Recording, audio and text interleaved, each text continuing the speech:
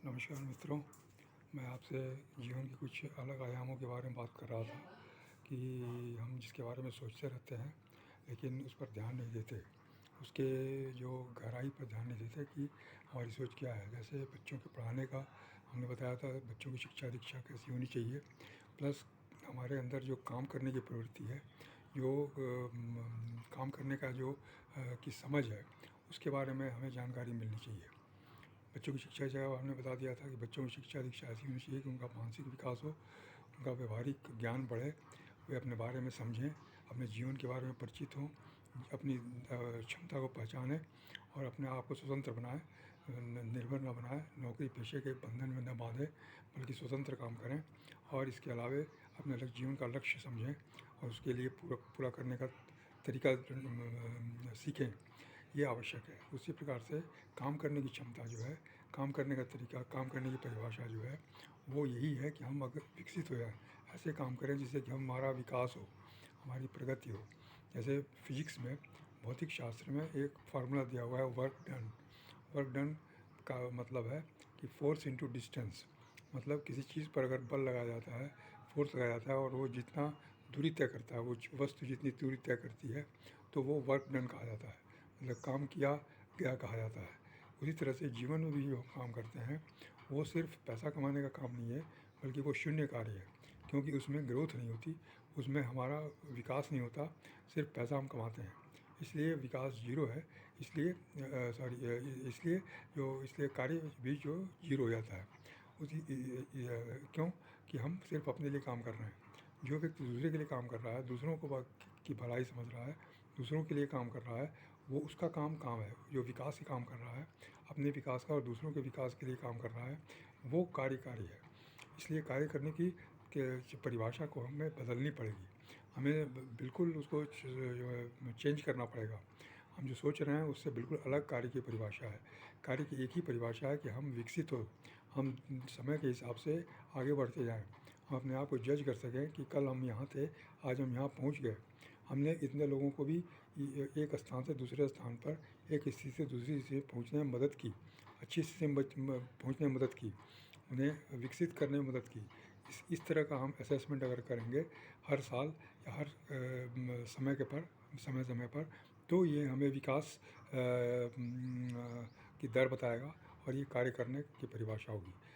यही कार्य है, यही जीवन का अर्थ है, ईश्वर की यही प्रेरणा है, ईश्वर का यही आशीर्वाद है, ईश्वर का यही दिया हुआ एक लक्ष्य है कि हम अपना कार्य करें और दूसरों को कार्य करने में मदद करें। सिर्फ अपना ही कार्य नहीं, अपने ही विकास नहीं, बल्कि दूसरों को विकास करें। अपना विकास दूसरों के विकास से जोड़ देके देखें, ताकि हम विकसित करेंगे, उनका विकास होगा तो औरों का विकास होगा, फिर समाज का विकास होगा। ये हमारा लक्ष्य होना चाहिए, ये हमारी सोच होनी चाहिए। कार्य करने का मतलब यही है। अगर कोई सिर्फ पैसा कमाता है, सिर्फ वो अपने आर्थिक किसी को मजबूत करता है, धन दौलत कमाता है, तो वो कार्य नहीं करता, वो सिर्फ अपने लिए कार्य कर रहा है। सिर्फ पैसा अपने लिए वो खर्च करता है या पाता है, उस पैसे का उपयोग करता है। लेकिन हम अगर दूसरे के लिए काम करते हैं, दूसरे की मदद करते हैं, दूसरे की सहायता करते हैं, तो ये कार्य है। अभी आज ही एक समाचार पत्र में एक समाचार निकला था कि एक भिखारी इस रेलवे स्टेशन में बैठा हुआ, वो गूंगा बहरा है, दिव्यांग है, और वो भीख मांगता है, और भीख मांग के उसने पैसे इकट्ठे किए हैं, 500 रुपये। और उनको एक संस्था आती है जो निःशुल्क खाना खिलाती है। उसने उस 500 रुपये को कल रात में, वो जब लोग आए उस संस्था के खाना खिलाने के लिए, तो उन लोगों को दान दे दिया। 500 रुपये उसने दान दे दिया उस भिखारी ने कि लीजिए, अपनी संस्था में इसका उपयोग करिए। अब बताइए कि ये कौन सा काम हुआ, ये कौन सा ये कार्य का क्या परिभाषा हुई, इसको आप क्या बोलेंगे? एक दिव्यांग आदमी, एक भिखारी है, जो अनपढ़ है, जो अनबूझ है, जो बिल्कुल बोल नहीं सकता है, चल नहीं सकता है, और वृद्ध है, वो अपने भीख मांगे हुए पैसे को अपने काम में नहीं लगाता है, बल्कि वो उनको दान दे देता है जो उन्हें निःशुल्क खाना खिलाते हैं। जो गरीब लोगों को, निःशक्त लोगों को निःशुल्क खाना खिलाते हैं, उनको दान दे देता है, 500 रुपये। और उसने ये भी कहा है कि आगे और भी मैं दान दूंगा, आप हमसे सहायता लेते रहिए। ये कितनी बड़ी बात है, कितनी बड़ी सोच है। उसके पास क्या चीज़ है? कुछ नहीं है, लेकिन फिर भी उसकी सोच इतनी बड़ी है, तो वो कार्य कर रहा है, उस कार्य को हम कार्य बोलेंगे। सिर्फ अगर हम गाड़ी खरीद लिया, हमने मकान बना लिया, बच्चों को पढ़ा लिखा के बैंक बैलेंस बना लिया, तो ये कार्य नहीं हुआ। कार्य यही है कि हम दूसरों की मदद करें, दूसरों की सहायता करें, दूसरों को विकास करने में, विकसित करने में हम मदद करें, सहायता करें और अपना भी विकास करें। ये कार्य हुआ। इससे समाज की प्रगति होगी, समाज का विकास होगा, समाज में हर इस इंसान की स्थिति बदलेगी, सुधरेगी। जितना सुधार की गति तेज़ होगी, उतना ही ज़्यादा तेज़ कार्य होगा। इसलिए कार्य की परिभाषा यही है। हम निकम्मा उसको बोलते हैं जिसको जो कि कुछ नहीं करता। लेकिन निकम्मा वो नहीं है जो कुछ नहीं करता, कोई पैसा नहीं कमाता है, उसको हम निकम्मा बोलते हैं। जो कोई अर्थोपार्जन नहीं करता, धनोपार्जन नहीं करता, उसको हम निकम्मा बोलते हैं।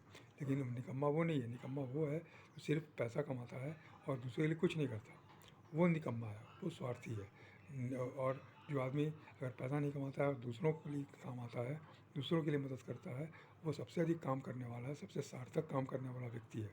इस सोच को हमको बिल्कुल हमें मन में बैठाना है और इसको बिल्कुल समझ लेना है, गांठ बांध लेना है और दूसरों को भी समझाना है इसके बारे में, ताकि कोई किसी पर इस तरह का लांछन, इस तरह का गलत शब्दावली इस्तेमाल न करे कि जो कोई अगर किसी की मदद कर रहा है, सहायता कर रहा है, किसी तरह की मदद कर रहा है, तो और अगर पैसे वो नहीं भी कमा रहा है, तो उसे हम निकम्मा नहीं बोल सकते, उसे हम काम वाला बोलेंगे, उसे हम सार्थक कार्य वाला बोलेंगे। ये बिल्कुल सही बात है और इसको हमको समझना है। धन्यवाद। मैं और भी आपके आगे से और भी इस आयामों के बारे में बात करूँगा। धन्यवाद, नमस्कार।